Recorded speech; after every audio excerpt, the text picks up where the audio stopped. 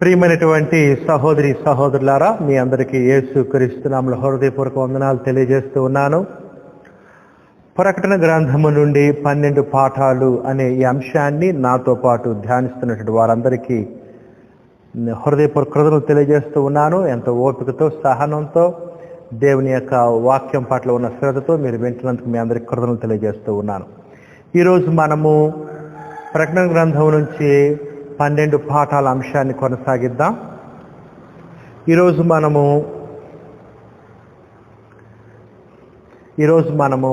ప్రకటన గ్రంథం నుంచి 12 పాఠాల అంశంలో ఈరోజు మనము 11వ పాఠాన్ని నేర్చుకోబోతూ ఉన్నాం.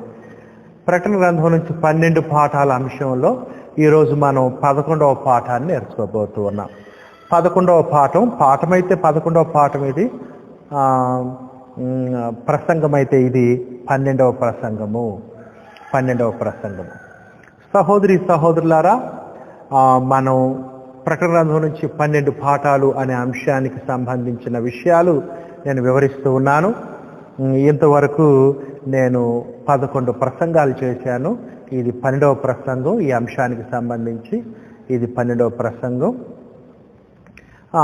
మనం ఇంతవరకు ఈ 10 పాయింట్స్ చెప్పాను కదా, ఒకసారి గమనిద్దాం. నేనేం చెప్పానో వరుస క్రమంలో ఒకదాని తర్వాత ఒకటి వివరించుకుంటూ వస్తాను. దయచేసి ఓపిక పట్టి వినవలసిందిగా కోరుతూ ఉన్నాను.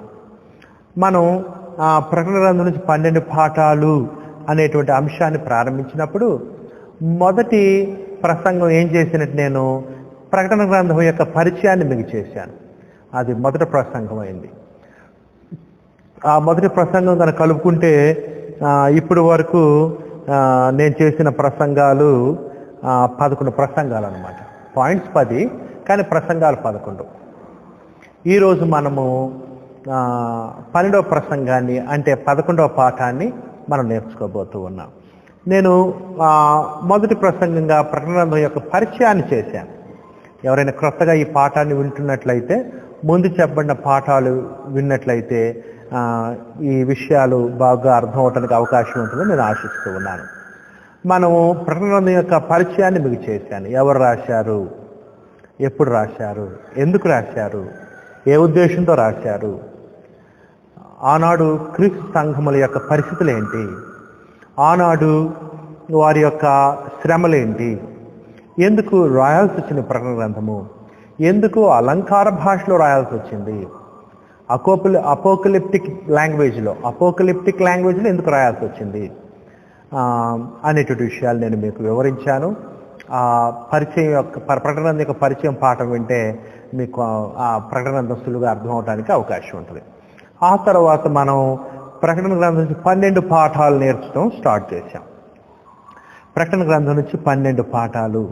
ప్రకటన గ్రంథం నుంచి 12 పాఠాల్లో మొదటి పాఠం ఏమి నేర్చుకున్నామంటే, మనము మొదటి శతాబ్దంలో క్రీస్తు యొక్క సంఘాలు, మొదటి శతాబ్దంలో క్రైస్తవులు, ప్రకటన గ్రంథం రాసే సమయానికి ఉన్నటువంటి క్రైస్తవులు, ఎవరికైతే మొట్టమొదటిగా ప్రకటన గ్రంథం రాయబడిందో ఆ ఆసియా ప్రాంతంలో ఉన్నటువంటి 7 సంఘాలకు కదా, ఆనాడు రాయబడినటువంటి సంఘాలు గొప్ప శ్రమలో, మొదటి శతాబ్దంలో క్రైస్తవులు, క్రీస్తు యొక్క సంఘము గొప్ప శ్రమలో, బాధలో, వేదనలో, రోదనలో, మరణములో ఉన్నట్లుగా మనం చూస్తూ ఉన్నాము. మొదటి శతాబ్దంలో క్రీస్తు యొక్క సంఘానికి అంత గొప్ప హింస కలిగింది. ఆ యొక్క హింస ఒక ప్రాంతానికి సంబంధించిందని కాదు, విశ్వవ్యాప్తంగా క్రీస్తు యొక్క సంఘాలకి హింస కలుగుతున్నట్లుగా మనం చూసాం. ప్రపంచం అంతా ఎట్లాగైతే క్రీస్తు యొక్క సువార్త యెరూషలేములో ప్రారంభించబడి సర్వలోకంలో రోమా చక్రవర్తి యొక్క ముఖ్య పట్టణమైన రోము వరకు సువార్త వెళ్ళిందో, అట్లానే రోమా చక్రవర్తి నుంచి, రోమా పట్టణం నుంచి ప్రారంభించబడినటువంటి శ్రమ సర్వలోకంలో కూడా వ్యాపించినట్లుగా మనం చూస్తాం. ప్రకటన గ్రంథంలో సర్వలోకంలో శ్రమ వస్తున్నట్లు క్రైస్తవులకి మనం చూస్తూ ఉన్నాం. అది మన మొదటి పాఠం. చాలా వచ్చిన నేను కోట్ చేసుకుంటూ వచ్చాను. ఆ తర్వాత మనం ఏం చూసామంటే రెండవ పాఠాన్ని మనం చూసాం. రెండవ పాఠం ఏం చూసామంటే, ప్రకటన గ్రంథంలో సాతాను యొక్క రాజ్యం కనపడుతుంది, క్రైస్తు యొక్క రాజ్యం కనపడుతుంది. 2 రాజ్యాలు. రెండో పాయింట్ ఏంటి? 2 రాజ్యాలు, సాతాన్ యొక్క రాజ్యము, క్రీస్తు యొక్క రాజ్యము. సాతాన్ యొక్క రాజ్యానికి పక్షాన ఎవరున్నారో చూసాము, అతని యొక్క టీంని. క్రీస్తు యొక్క రాజ్యాన్ని పక్షాన ఎవరున్నారో చూసాము, ఆ టీంని కూడా మనం చూసాము. 2 టీములు చూస్తాం. 2 టీముల మధ్య యుద్ధం జరుగుతూ ఉంటుంది. సాతాను సంబంధులు వారు కలిసి, క్రీస్తు ఆయన సంబంధులు, ఆయన రాజ్యం, 2 రాజ్యాలు మనం చూస్తాం ప్రకటన గ్రంథంలో. నేను మీకు సాతాన్ రాజ్యం కింద ఎవరెవరున్నారో చెప్పాను, క్రీస్తు రాజ్యం కింద ఎవరెవరున్నారో చెప్పాను, సాతాన్ రాజ్యానికి సపోర్ట్ చేసేవాళ్ళు చెప్పాను, క్రీస్తు రాజ్యానికి సపోర్ట్ చేసేవాళ్ళు ఎవరో, క్రీస్తు రాజ్యం పక్షం ఉన్న వాళ్ళు ఎవరో కూడా నేను మీకు తెలియజేశాను. ఆ తర్వాత 3వ పాఠం మనం ఏమి నేర్చుకున్నామంటే, ప్రకటన గ్రంథములో సాతాన్ యొక్క రాజ్యమునకును క్రీస్తు యొక్క రాజ్యమునకును గొప్ప యుద్ధం జరుగుతున్నట్లుగా చూస్తాం ప్రకటన గ్రంథంలో సాతాన్ యొక్క రాజ్యమునకు క్రీస్తు యొక్క రాజ్యమునకు యుద్ధం జరుగుతుంది. ఇది భౌతిక సంబంధమైన యుద్ధం కాదు, కానీ ఆత్మ సంబంధమైన యుద్ధము. సాతాన్ యొక్క రాజ్యము క్రీస్తు యొక్క రాజ్యాన్ని పాడు చేయాలని ప్రయత్నిస్తూ ఉంటుంది. క్రీస్తు యొక్క రాజ్యము సాతాన్ యొక్క రాజ్యంలో ఉన్నటువంటి వారిని సువార్త ద్వారా, సత్యాన్ని తెలియజేయటం ద్వారా క్రీస్తు యొక్క రాజ్యంలోనికి తీసుకుని ప్రయత్నిస్తూ ఉంటారు. క్రీస్తు యొక్క రాజ్య సంబంధులు సాతాను రాజ్య సంబంధులు ఏం చేస్తారు? అబద్ధాన్ని చెప్పి, మోసాన్ని చెప్పి, విగ్రహాలను ప్రేరేపించి క్రీస్తు రాజ్యంలో ఉన్న వారిని తన రాజ్యంలోనికి తేవాలని, క్రీస్తు రాజ్యంలో ఉన్న వారిని నాశనం చేయాలని అపవాది వాణి రాజ్య సంబంధులు అయితే ఆశిస్తున్నట్లుగా మనం చూస్తాం. ఈ విధంగా గొప్ప యుద్ధం జరుగుతుంది అనే విషయాన్ని దయచేసి గమనించండి. ఒక క్రైస్తవుడు, ఒక విశ్వాసి క్రీస్తు యొక్క సువార్తను నమ్మి బాప్తిసం క్రైస్తవుడు అయిన తర్వాత అతను గొప్ప యుద్ధంలో ఉంటాడు అనేటువంటి విషయాన్ని మనం చూసి, ఇది ఆత్మ సంబంధమైన యుద్ధము. ఆ తర్వాత మనం ఏం చూసాం? ప్రకటన గ్రంథం నుంచి 4వ పాయింట్ మనం ఏం చూసామంటే, ప్రకటన గ్రంథంలో 2 ముద్రలు ఉంటాయి. ఒకటి దేవుని ముద్ర ఉంటుంది, ఇంకొకటి సాతాను ముద్ర ఉంటుంది. ఒకటి దేవునికి సంబంధించిన ముద్ర ఉంటుంది, ఇంకొకటి క్రూర మృగము సాతాను సంబంధి అయినటువంటి రోమా చక్రవర్తులకు అనుసరించే వారికి వేసే ముద్ర ఉంటుంది. దేవుని ముద్ర వేసుకున్న వాళ్ళకి దేవుని భద్రత, దేవుని కాపుదల ఉంటుంది. సాతాను ముద్ర వేయించుకున్న వాళ్ళకి సాతాను కాపుదల, రోమా చక్రవర్తుల యొక్క కాపుదల, వారి యొక్క సహాయం ఉంటున్నట్లుగా మనం చూస్తాం. 2 ముద్రలు అని కూడా మనం ప్రకటనలో చాలా స్పష్టంగా చూస్తాం. దేవుని ముద్ర వేయించుకుని దేవుని చేత భద్రపరచబడిన వారు, దేవుని సంబంధులు, దేవుని యందు ఆయన కుమారుని క్రీస్తుని విశ్వాసం ఉంచిన వారు, వారికి ఆ ముద్ర, దేవుని ముద్ర వేయించుకున్నందుకు భౌతికం కొద్ది కష్టం వస్తుంది, కానీ శాశ్వత దీవెనల నిత్యజీవం వారికి ఉంటుంది. మరి సాతాను ముద్ర వేయించుకున్న, రోమా చక్రవర్తి యొక్క ముద్ర వేయించుకున్న వాళ్ళు, రోమా చక్రవర్తి అధికారుల్ని, నాయకులను అనుసరించిన వాళ్ళకి కొంత బెనిఫిట్ ఉంటుంది, భౌతికంగా ప్రయోజనం ఉంటుంది, కానీ శాశ్వతంగా నిత్య శిక్షకు గురవుతారనే విషయం కూడా మనం చూసాం. అదేవిధంగా మరి దేవుని ముద్ర వేయించుకున్నవారు దేవుణ్ణి, ఆయన కుమారుని క్రీస్తుని స్తుతిస్తూ, సన్నతిస్తూ, ఆరాధిస్తూ ఉంటారు. సాతాను ముద్ర వేయించుకున్న వాళ్ళు మరి సాతాన్ని, అదేవిధంగా రోమా చక్రవర్తులను, వారి యొక్క చిత్రపటాలని, లేకపోతే వారి యొక్క ప్రతిమల్ని, వారికి విగ్రహాలను పూజిస్తున్నట్లుగా మనం చూస్తాము. ప్రకటన యొక్క విషయాల్లో మనం గమనించేటువంటి ఒక విషయం అది. ఆ తర్వాత 5వ విషయం మనం చూస్తాము. ప్రకటన గ్రంథంలో 5వ విషయం చూస్తాము. 5వ పాఠం ఏంటంటే, ప్రకటన గ్రంథంలో 2 స్త్రీలు ఉంటారు. ఒకరేమో దేవునికి సంబంధించిన స్త్రీ, ఇంకొకరేమో అపవాదికి సంబంధించిన స్త్రీ. అపవాదికి సంబంధించిన స్త్రీ, దేవునికి సంబంధించిన స్త్రీ. దేవునికి సంబంధించిన స్త్రీని మనం ప్రకటన గ్రంథంలో చూస్తాము. ఆ స్త్రీ క్రీస్తు యొక్క సంఘంగా కూడా చెప్పబడింది. ఆ స్త్రీ పరలోకమైన పట్టణంగా కూడా చెప్పబడింది. అపవాదికి సంబంధించిన స్త్రీ మహావేశ్యగా చెప్పబడింది. ఆమె రోమా పట్టణంగా చెప్పబడింది. ఆ యొక్క స్త్రీ యొక్క నాశనాన్ని మనం, ఆ రోమా పట్టణం యొక్క నాశనాన్ని ప్రకటన గ్రంథంలో చూస్తాము. మరి దేవునికి సంబంధించిన స్త్రీ క్రీస్తుకు సంబంధించిన ఆయన యొక్క భార్య సంఘం అయితే పరలోకమైన పట్టణంలో ప్రవేశించడం మనం ప్రకటన గ్రంథంలో చూస్తాం. ఈ విధంగా 2 స్త్రీలు కనపడతారు. ఆ తర్వాత ప్రకటన గ్రంథం నుంచి 6వ పాఠం కూడా మనం నేర్చుకున్నాము. ప్రకటన గ్రంథం 6వ పాఠాన్ని ఏం చూసామంటే, 6వ పాఠము మొదటి శతాబ్దంలో క్రైస్తవులు హింసించబడుట వెనకాల ఉన్న 3 కారణాలను చూసాం. క్రైస్తవులు హింసించబడటానికి 3 కారణాలు మనం చూసాం 6వ పాఠంగా. ఒకటి, దేవుడు అనుమతించాడు. రెండవది, సాతానుడు క్రీస్తుని జయించలేని కోపంతో క్రీస్తు యొక్క శరీరమైన, ఆయన సంఘమైన రాజ్యాన్ని నాశనం చేయడానికి మహా ఉగ్రతతో ఉండటం, శ్రమలకు గురి చేయటం క్రైస్తవులు మనం చూస్తాము. మిగతా రోమా చక్రవర్తుల సపోర్ట్ తీసుకొని, ఆధారం చేసుకొని. ఆ తర్వాత 3వది మనం ఏం చూస్తామంటే, మూడో కారణం ఏంటంటే దేవుడు విశ్వాసుల యొక్క ఓపికను సహనాన్ని పరీక్షించడానికి ఆ యొక్క శ్రమలను అనుమతించినట్లు కూడా మనం చూస్తాం. 3 కారణాలు. మొదటి శతాబ్దంలో క్రైస్తవులు శ్రమలు అనుభవించడం గల దాని వెనకాల కలిగినటువంటి 3 కారణాలని మనం చూసాం. ఆ తర్వాత 7వ పాయింట్ కూడా మనం చూసాం. ప్రకటన గ్రంథం నుంచి 12 పాఠాల్లో 7వ పాఠం కూడా మనం చూసాం.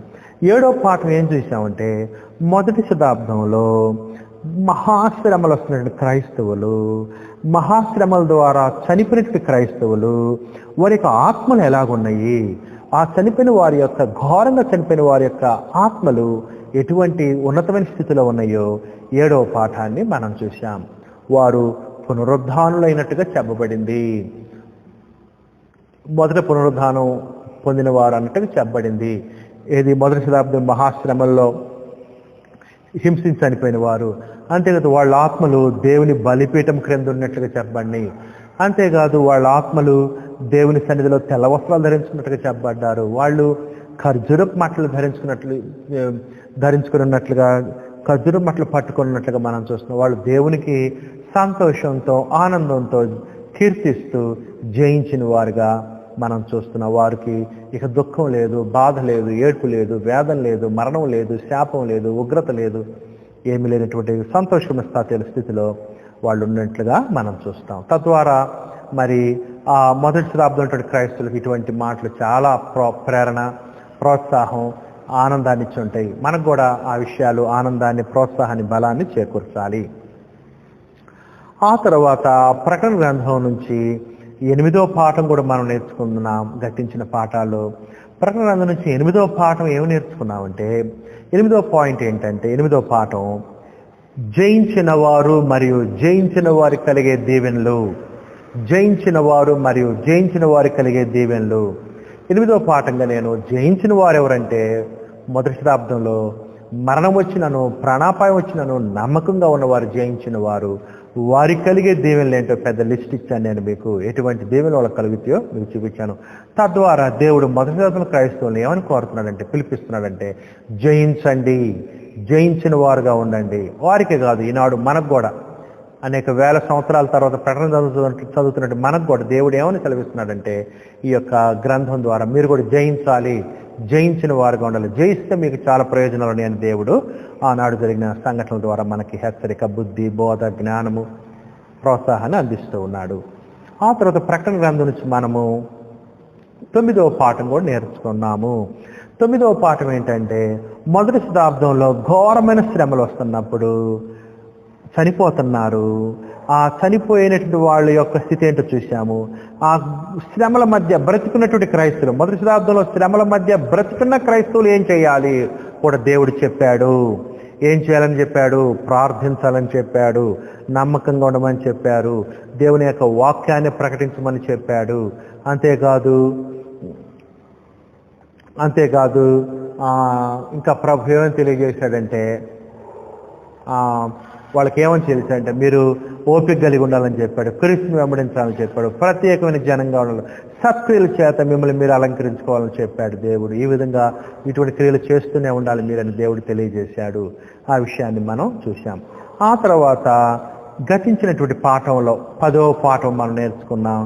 10వ పాఠం మనం ఏమి నేర్చుకున్నామంటే మొదటి శతాబ్దములో క్రీస్తు యొక్క సంఘాన్ని, క్రైస్తవుని హింసించినటువంటి రోమా సామ్రాజ్యాన్ని, రోమా సామ్రాజ్య చక్రవర్తుల్ని, రోమా సామ్రాజ్యం సంబంధించిన అబద్ధ ప్రవక్తల్ని, విగ్రహాలను ప్రోత్సహించిన వారిని, రోమా సామ్రాజ్యానికి సంబంధించిన భూరాజుల్ని, భూసైన్యాన్ని, రోమా సామ్రాజ్యానికి చెందినటువంటి భూ నివాసుల్ని దేవుడు ఎలా, రోమా పట్టణాన్ని, వీటన్నిటిని కూడా ఎలా నాశనం చేశాడో, మొదటి శతాబ్దంలో క్రైస్తవులు హింసించిన రాజ్యాన్ని, మహారాజ్యమైనటువంటి రోమా సామ్రాజ్యాన్ని ఎలా దేవుడు నాశనం చేశాడో 10వ పాఠంగా మనం నేర్చుకున్నాము. దేవుడు కొద్ది కొద్దిగా ఆ పట్టణాన్ని నాశనం చేస్తూ ఉంటాడు. మొదట ఆ ముద్రలు విప్పినప్పుడు గొప్ప శ్రమ వస్తుందని దేవుడు చెప్తాడు. ఆ తర్వాత ముద్రలైన తర్వాత బోర్లు ఊదేటప్పుడు కొద్ది కొద్దిగా వాళ్ళ యొక్క మరి సంపదని, వాళ్ళ యొక్క రాజ్యాన్ని పాడు చేస్తూ ఉంటాడు దేవుడు 3వ భాగాన్ని. ఆ తర్వాత ఆ 7 బోర్లు అయిపోయిన తర్వాత 7 పాత్రలు కుమ్మరించడం జరిగింది రోమా సామ్రాజ్యం మీద. అంటే చిన్న చిన్నగా దేవుడు 3వ భాగం నాశనం చేసిన వాడు ఇప్పుడు ఏం చేస్తాడు, దేవుడు వాళ్ళకున్నటువంటి సంపద యావత్తు వాళ్ళ రాజ్యాన్ని పూర్తిగా నాశనం చేయటం, ఆ యొక్క 7 పాత్రలు కుమ్మరించడంతో రోమా సామ్రాజ్యం నాశనం అయినట్టుగా క్రీస్తు ప్రభువు రోమా చక్రవర్తుల్ని, అబద్ధ ప్రవక్తల్ని, భూరాజుల్ని, భూరాజ సైన్యాన్ని, భూప్రజల్ని, వారందరిని రోమా పట్టణాన్ని నాశనం చేయటమే కాదు, వీరందరినీ కూడా నిత్య శిక్షకు గురి చేయటం మనం ప్రకటన గ్రంథం 19వ అధ్యాయంలో పోయిన పాఠంలో మనం చూసాము. ఈ విధంగా సహోదరి సహోదరులారా, ప్రకటన గ్రంథంలో మనము మొట్టమొదటిగా ఏం చూస్తామంటే క్రైస్తవుల్ని హింసిస్తున్నట్టు రోమా సామ్రాజ్యాన్ని, గొప్ప ప్రపంచం అంతా వ్యాపించినట్టు రోమా సామ్రాజ్యాన్ని దేవుడు నాశనం చేయటం మనం చూస్తాము ప్రకటన గ్రంథంలో. ఆ రోమా సామ్రాజ్యం క్రైస్తవుని హింసించడం చూస్తాం, అదే రోమా సామ్రాజ్యం దేవుడు నాశనం చేయబోతున్నాడని వారికి ముందుగానే చెప్పబడినట్లుగా మనం చూస్తాం. అది మన 10వ పాఠాన్ని మనం చూసాం. పోయినసారి నేను చెప్పాను ఎలా ప్రభువైన క్రీస్తు ఆ యొక్క రోమా సామ్రాజ్యాన్ని నాశనం చేస్తూ ఉన్నాడు కూడా మనం చూసాం. ఆ తర్వాత మనం ఏం చూసామంటే ఇది ఆ 10వ పాఠంలో చివరిలో ఏం చెప్పాను నేను, అందరినీ దేవుడు నాశనం చేసి నిత్య శిక్షకు గురి చేశాడు, కానీ క్రీస్తు ప్రభు ద్వారా సాతాను సంబంధమైన దురాత్మలు దెయ్యములైతే దేవుడు ఏం చేయలేదు, వారిని బంధించాడు అంతే. అంటే అర్థం ఏంటంటే సాతాన్ని వారి సంబంధాలను దేవుడు నిరోధించాడు, వాళ్ళకి చైన్ వేశాడు, వారిని దేవుడు బంధించాడు. అంటే వారిని దేవుడు అదుపులో పెట్టాడు, వారిని దేవుడు అణగదొక్కాడు అని మనం చూస్తున్నాం. ఈరోజు మనం 11వ పాయింట్ ఏం చూస్తున్నామంటే క్రీస్తు యొక్క 2వ రాకడలో, లేకపోతే సర్వలోకానికి తీర్పు జరిగేటువంటి సమయంలో, లేకపోతే అంత్యదినమున క్రీస్తు యొక్క 2వసారి ప్రత్యక్షమైనప్పుడు, అప్పుడు దేవుడు ఏం చేస్తున్నాడు క్రీస్తు ద్వారా అపవాదిని వాని సంబంధాలను కూడా నిత్య శిక్ష గురి చేయటం ఈరోజు మనం చూడబోతున్నాం. అందుకనే 11వ పాఠం యొక్క హెడ్డింగ్ ఏంటంటే, 11వ పాయింట్ హెడ్డింగ్ ఏంటంటే సాతాను మరియు వానిని వెంబడించిన వారి యొక్క గమ్యము, సాతాను మరియు వారిని వెంబడించిన వారి యొక్క అంతము, సాతాను వారిని వెంబడించిన వారి యొక్క గమ్యస్థానం ఏంటో ఈరోజు మనం 11వ పాయింట్గా మనం చూద్దాం. బైబిల్స్ని వాళ్ళ దగ్గర ఉంచుకోండి, చదివే విషయాలు జాగ్రత్తగా వినవలసిందిగా, గ్రహించవలసిందిగా కోరుతూ ఉన్నాను. ఇది అంత్యదినంలో జరిగేటువంటి విషయాలు. అంటే ప్రభువైన క్రీస్తు యొక్క 2వ రాకడలో ఆయన 2వసారి ప్రత్యక్షమైనప్పుడు జరిగే విషయాలు అనమాట. క్రీస్తువు 2వసారి ప్రత్యక్షమైనప్పుడు అందరికీ పునరుద్ధానం ఉంటుంది, చనిపోయిన వాళ్ళు తిరిగి లేపబడతారు, నీతిమంతులైతే జీవ పునరుద్ధానం ఉంటుంది, అనీతిమంతులైతే తీర్పు పునరుద్ధానం ఉంటుంది, తిరిగి లేపబడతారు. బ్రతుకున్న వాళ్ళు మార్పు చెందుతారు, అందరూ కూడా క్రీస్తు ఎదుట పోగు చేయబడతాడు. అందుకని మొత్తానికి పునరుద్ధానం ఉంటుంది. అంతేకాదు క్రీస్తు వచ్చినప్పుడు అందరికి కూడా తీర్పు ఉంటుంది. అంతేకాదు క్రీస్తు వచ్చినప్పుడు సర్వలోకానికి ఆయన తీర్పు తీర్చేటప్పుడు అంత్యదినమున కొందరేమో నిత్య శిక్షకు వెళ్తారు, కొందరేమో నిత్య జీవానికి వెళ్తారు, కొందరేమో నరకానికి వెళ్తారు, కొందరేమో పరలోకానికి వెళ్తారు అనే చిత్రాన్ని ఈరోజు మనం 11వ పాఠంగా చూడబోతూ ఉన్నాము. అందుకని 11వ పాఠం ఏమిటంటే సాతాను మరియు వారిని వెంబడించిన వారి యొక్క గమ్యము, వారి యొక్క డెస్టినీ ఏంటో ఈరోజు మనం చూద్దాం. The destiny of Satan and his followers. ప్రకటన గ్రంథంలో నరకము ఏ విధంగా చెప్పబడిందంటే 2వ మరణంగా చెప్పబడింది. ప్రకటన గ్రంథంలో నరకము 2వ మరణంగా చెప్పబడింది. నరకము 2వ మరణము, ఆ తర్వాత అగ్నిగుండము అని కూడా చెప్పబడింది. గంధకములతో మండు గుండముగా చెప్పబడింది నరకము. యుగ యుగాలు అక్కడ పొగొస్తుందని చెప్పబడింది. యుగ యుగాలు ఆ యొక్క శిక్ష ఉంటుందని కూడా చెప్పబడింది. గంధకములతో మండేటువంటి గుండము అని కూడా ప్రకటన గ్రంథంలో నరకము వర్ణించబడింది.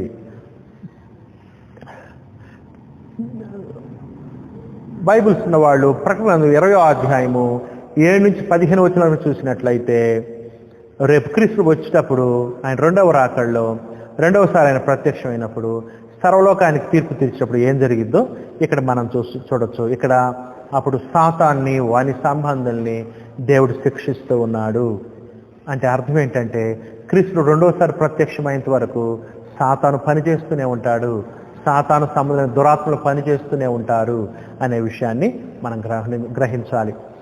ఇప్పుడు ప్రస్తుతం మనం ఉన్న కాలంలో సాతానుడు రోమా చక్రవర్తుల్ని, రోమా సామ్రాజ్యంలో అబద్ధ ప్రవక్తల్ని, రోమా పట్టణం కింద ఉన్నటువంటి బురాజుల్ని సైన్యాన్ని ఉపయోగించుకుని శిక్షించే పరిస్థితి ఇప్పుడు లేదు.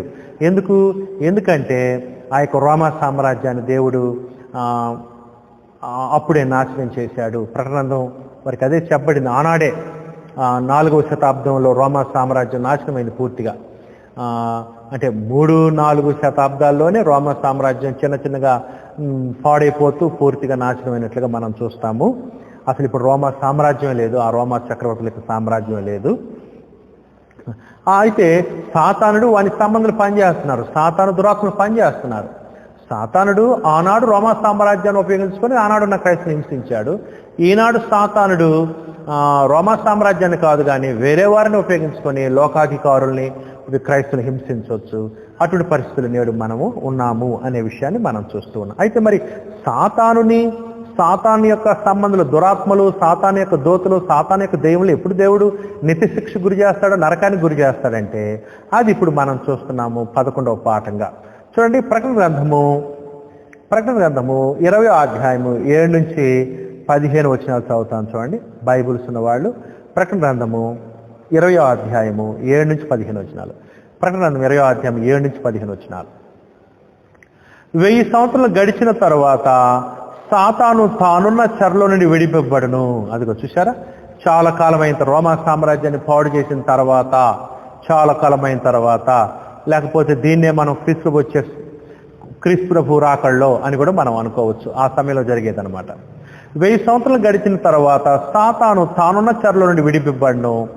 భూమి నలుదిశలు యందుండు జనములను లెక్కకు సముద్రపు ఇసుక వలె ఉన్న గోగు మాగోగు అను వారిని మోసపరిచి వారిని యుద్ధమునకు పోగు చేయుటకే వాడు బయలువెళ్ళును. అదిగో చూసారా, గోగు మాగోగు అంటే యెహెజ్కేలు గ్రంథం 38-39 అధ్యాయాల్లో ఇశ్రాయేలుని హింసించిన వారు గోగు మాగోగు అనేటువంటి జనాంగము. గోగు అధిపతి, ఆయన దేశము మాగోగు. వారు సాతాను సంబంధాలే దేవుని ప్రజలను హింసించినటువంటి జనులు అనమాట. అట్లానే సాతానుడు మరి తన సంబంధుల్ని, తనకు అనుకూలమైన వారిని పోల్చిన క్రైస్తవులు హింసించటం మనం చూస్తూ ఉన్నాం. మోసపరిచి వారిని యుద్ధమునకు పోగు చేయటకి వాడు బయలుదేరును. చూసారా, సాతానుడు ఎప్పుడు కూడా అవిధేయుల్ని ఆధారం చేసుకొని వారిని మోసపుచ్చి విగ్రహారాధికులను, లోక సంబంధమైన వారిని, లోక సంబంధమైన అధికారుల్ని తన వైపు మళ్లించుకుని వారి ద్వారా క్రైస్తవులను హింసిస్తూ ఉంటాడు. క్రైస్తవులను నాశనం చేయాలని, క్రైస్తవులు దేవుని రాజ్యంలో నుంచి తన రాజ్యంలోకి తెచ్చుకోవాలని, దేవునికి వ్యతిరేకలను చేయాలని, క్రీస్తు రాజ్యం నుంచి బయటకు లాగానే ప్రయత్నిస్తూ ఉంటాడు. మోసపరిచిన వారిని యుద్ధమునకు పోగు చేయటకి వాడు బయలుదేరును. చూసారా, సాతానుడితో క్రైస్తవులకు ఎప్పుడు యుద్ధం ఉంది? ఆనాడు రోమా చక్రవర్తి ద్వారా యుద్ధం చేశారు క్రైస్తవులు ఆత్మ సంబంధంగా. ఈనాడు వేరే వాళ్ళ ద్వారా సాతాను వేరే వాళ్ళని ప్రేరేపించి యుద్ధం చేస్తూ ఉంటాడు. అటువంటి పరిస్థితుల్లో మనం ఉన్నాము. వాడు భూమి అంతటా వ్యాపించి పరిశుద్ధుల శిబిరమును, ప్రియమైన పట్టణమును ముట్టడి వేయగా. చూసారా, పరిశుద్ధ శిబిరమును అంటే క్రీస్తు యొక్క సంఘము, దేవుని కుటుంబము. ప్రియమైన పట్టణము, దేవుని యొక్క పట్టణము, దేవుని ప్రజల్ని ముట్టడి వేయగా పరలోకం నుండి అగ్ని దిగి వచ్చి వారిని దహించెను. మరి పరలోకం నుంచి అగ్ని దిగి వచ్చి వారిని దహించెను. సాతాను సంబంధాలను దహించినట్లుగా మనం చూస్తూ ఉన్నాం. వారిని మోసపరిచిన అపవాది అగ్ని గంధకములు గల గొండములో పడవేయబడినదిగో. చూసారా, ఎప్పుడైతే క్రీస్తు వస్తాడో ఈ భూలోకాన్ని మొత్తాన్ని అగ్నితో కాలుస్తాడో, ఎప్పుడైతే మొత్తం నాశనం చేస్తాడో, అప్పుడు క్రీస్తు ప్రభు యొక్క రాకల్లో ఏం జరుగుతుందంటే సాతానుడు అని సంబంధాలు కూడా శాశ్వతంగా నిత్య శిక్షకి, నిత్య నరకానికి గురవుతున్నట్లుగా ఈ వచనాలను బట్టి కనపడుతుంది.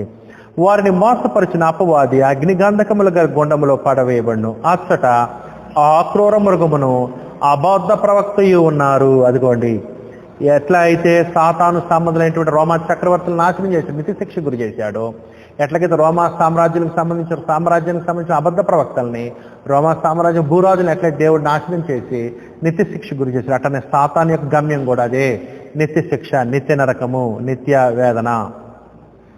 అచ్చట ఆ క్రూర మృగమును అబద్ధ ప్రవక్త ఉన్నారు. అది కూడా చూసారా, క్రైస్తవుని హింసించినటువంటి వారు మొదటేమో దేవుడు రోమా చక్రవర్తుల్ని వాళ్ళ రాజుల్ని వారిని నాశనం చేశాడు. ఆ తర్వాత క్రీస్తు ప్రభువు రాకల్లో అపవాదిని కూడా వాని సంబంధాలని మిగతా వారిని కూడా ఆ యొక్క నిత్య శిక్ష గురి చేస్తాడని ఇక్కడ చెప్పబడుతుంది. అచ్చట ఆ క్రూర మృగమును అబద్ధ ప్రవక్త వారు యుగ యుగములు రాత్రి మగళ్ళు బాధింపబడతారు. ఇది నరకానికి సూచన. యుగ యుగములు రాత్రి మగళ్ళు బాధింపబడతారు. వారి యొక్క ఆ యొక్క అగ్నిగంధకముల పొగ యుగ యుగములు లేచునని కూడా చెప్పబడుతూ ఉంటుంది. అక్కడ యుగ యుగములు వేదన ఉంటుందని కూడా చెప్పబడుతుంది. అక్కడ చూసారు నరకాన్ని ఎట్టపోల్చాడు 10వ వచనంలో, వారిని మోసపరిచిన అపవాది అగ్నిగంధకములు గల గుండములో పడవేయబడును. అది నరకాన్ని ఎట్లా ఉపయోగిస్తాడంటే, ప్రకటనలో నరక శిక్షణ ఎలా వర్ణిస్తాడంటే అగ్ని గంధకములు గల గుండములో. చూసారా, గంధకమే చాలా మండేటువంటి స్వభావం గలది. దానికి అగ్ని గనక అంటించామనుకోండి, అగ్ని కనుక వచ్చిందనుకోండి, ఇక అగ్ని అంటుకొని గంధకులు ఇంకా రగులుకుంటే అటువంటి అగ్నిలో నిత్యాగ్నిగుండంలో పడవేయబడుతురు. ఎవరు? అపవాది వాని సంబంధులు. అది అపవాది యొక్క గమ్యము, అపవాది యొక్క అంతము. ఆ తర్వాత చూడండి 11వ వచనం, అదే సమయంలో సర్వలోకానికి తీర్పు జరుగుతుంది. మరియు ధవళమైన మహాసింహాసనమును దాని యందు ఆసీనుడై ఉన్న ఒకరిని సూచితని. దేవుని సింహాసనము, దేవుడు తీర్పు తీరుస్తున్నాడు ఇక్కడ. భూమి ఆకాశములు ఆయన సముఖం నుండి పారిపోయాను, వాటికి నిలువు చోటు కనబడకపోయాను. ఈ భూమి ఆకాశం మొత్తం కూడా నాశనం అవుతాయి, తీసివేయబడతాయి. మరియు గొప్పవారేమి కొద్దివారేమి మృతులైన వారు అందరూ, చూసారా, ఇప్పుడు సర్వలోకం అందరూ కూడా దేవుని న్యాయపీఠం ఎదుట, దేవుని కుమారుడు క్రీస్తు న్యాయపీఠం ఎదుట నుంచోవాలి. దేవుడు క్రీస్తు ద్వారా తీర్పు తీరుస్తారనేటువంటి విషయం ఇక్కడ మనం చూస్తున్నాం. సర్వలోకానికి తీర్పు జరుగుతుంది ఇక్కడ అందరికీ.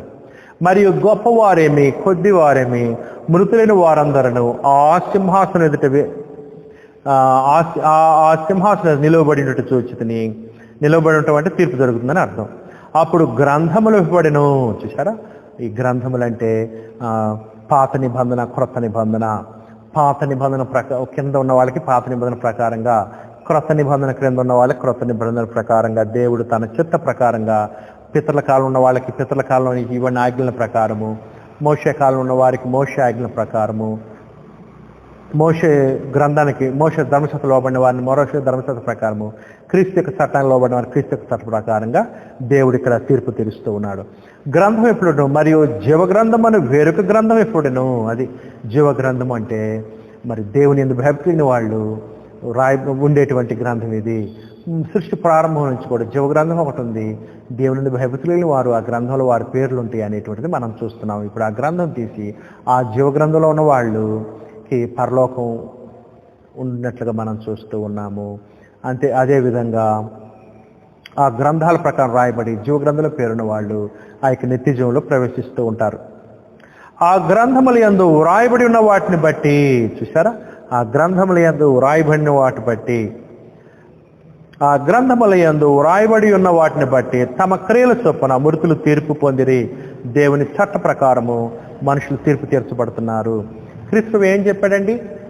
యోహాను సువార్త 10:48లో ఏమని చెప్పారంటే, నేను చెప్పిన మాటయే మీకు అంత్యదినమున తీర్పు తీర్చునని చెప్పాడు కదా, అదనమాట. అట్లా ఆ తర్వాత చూడండి 13వ వచనం, సముద్రము తనలో ఉన్న మృతులను అప్పగించను, మరణమును పాతాళలోకమును వాటి వశమునున్న మృతులను అప్పగించను, వారిలో ప్రతివాడు తన క్రియల చొప్పున తీర్పు పొందెను. చూసారా, ఎటువంటి పక్షపాతం లేదు. వాళ్ళు చేసిన క్రియలను బట్టి, దేవుని చిత్తానికి లోబడ్డారా లేదా అనే దాన్ని బట్టి, మరణ వారికి నమ్మకంగా ఉన్నారా లేదా అనే దాన్ని బట్టి తీర్పు జరుగుతుంది. మరణమును మృతుల లోకమును అగ్నిగుండంలో పడవేయబడిను. ఈ అగ్నిగుండము రెండవ మరణము. అది ప్రకటన గ్రంథంలో నరకాన్ని అగ్నిగుండంగా రెండవ మరణంగా చెప్పాడు. ప్రకటన గ్రంథంలో పరలోకాన్ని పరలోక చెందిన పట్టణంతో పోలుస్తాడు, పరలోకం నుంచి వచ్చిన పట్టణంగా పోలుస్తాడు. ప్రకటన గ్రంథంలో సాతాన్ని మహాగఢ సర్పంగా పోలుస్తాడు. ప్రకటన గ్రంథంలో రోమా చక్రవర్తుల్ని సముద్రం నుంచి వచ్చిన క్రూరముఖంగా పోలుస్తాడు. ప్రకటన గ్రంథంలో విగ్రహాలను ప్రోత్సహించేటువంటి పూజారుల్ని, అబద్ధ ప్రవక్తల్ని దేవుడు దేంతో పోలుస్తాడు? భూమిలో నుంచి వచ్చిన క్రూరమృగంగా పోలుస్తాడు. ప్రకటన గ్రంథంలో రోమా పట్టణాన్ని దేవుడు మహావేశితో పోల్చాడు. ఈ విధంగా అలంకార భాషలో చెప్పబడిన గ్రంథం ప్రకటన గ్రంథము. ప్రకటన గ్రంథంలో సర్వలోకం జనాల్ని ఎట్లా పోలుస్తాడంటే సముద్రాలుగా, జలములుగా పోలుస్తాడు. అది ప్రకటన గ్రంథంలో పరిశుద్ధుల ప్రార్థనలో ధూపంతో చెప్పబడి కదా, ఈ విధంగా అలంకార భాషను తెలుసుకుంటే చాలా సులువుగా మనం ప్రకటన గ్రంథం యొక్క సారాన్ని అర్థం చేసుకోవచ్చు. అలానే ప్రకటన గ్రంథంలో నరకాన్ని ఎట్లా చెప్తాడంటే అగ్ని రెండవ మరణంగా చెప్తాడు, అగ్ని గుండంగా చెప్తాడు, యుగ యుగములు వేధించబడే స్థలంగా చెప్తాడు, వారి పొగ యుగములు అక్కడ పొగ యుగ యుగములు లేచునని చెప్తాడు. ఈ విధంగా అలంకార భాష వాడబడింది. ఆ తర్వాత చూడండి ఏం జరిగిందో, ఆ ఎవని పేరైనను జీవగ్రంథమందు వ్రాయబడినట్టు కనబడని ఎడల వాడు అగ్నిగుండములో పడవేయబడిను. చూశారా, మరి క్రీస్తు ప్రభు వచ్చినప్పుడు సర్వలోకానికి తీర్పు జరిగేటప్పుడు అంత్యదినమున మృతులకు పునరుద్ధానం కలుగుతుంది. బ్రతికున్న మనం మార్పు చెందుతాము, దేవుని సన్నిలోనికి వెళ్తాము. దేవుడు తన కుమారుని క్రీస్తు సర్వలోకానికి తీర్పు తీరుస్తారు. కొంతమందిని క్రీస్తులో రండి అంటాడు, నా తండ్రి చేత ఆశ్రయించబడిన వాళ్ళ రండి అంటాడు. కొంతమంది నా తండ్రి చేత చెప్పించబడిన వారు పొండి, అపవాదికి నీవు వాని దూతలుగా ఏర్పాటు చేసిన నిత్యాగ్ని దానిలో పోండి అని చెప్తాడు. ఈ విషయాన్ని మనం మత్తయి సువార్త 25వ అధ్యాయంలో చూడొచ్చు. ఈ విధంగా సహోదరి సహోదరులారా, మీకు నేను 10వ పాయింట్ చెప్పేటప్పుడు మీకు ఒక డౌట్ వస్తుంది. దేవుడు రోమా చక్రవర్తులను నాశనం చేశాడు, రోమా చక్రవర్తులకు సంబంధించిన అబద్ధ ప్రవక్తలను నాశనం చేశాడు, దేవుడు రోమా పట్టణాన్ని నాశనం చేశాడు, దేవుడు రోమా చక్రవర్తులకు అనుకూలంగా ఉన్న భూరాజులను నాశనం చేశాడు, వారి సైన్యాన్ని నాశనం చేశాడు, భూప్రజలను నాశనం చేశాడు, కానీ అపవాది సంబంధం నాశనం చేశాడు. కానీ అపవాదిని వాని దెయ్యములను వాని దూతలను ఎందుకు నాశనం చేయలేదు అని మీకు డౌట్ వస్తుంది. ఇదిగో వారికి ఎప్పుడంటే వారికి తీర్పు తెచ్చేది క్రీస్తు వచ్చినప్పుడు, మహాదినమున తీర్పు దినాన వారికి తీర్పు జరుగుతుంది అని కూడా మనం ఈ వచనాలను బట్టి మిగతా వచనాలను బట్టి అర్థం చేసుకోవచ్చు.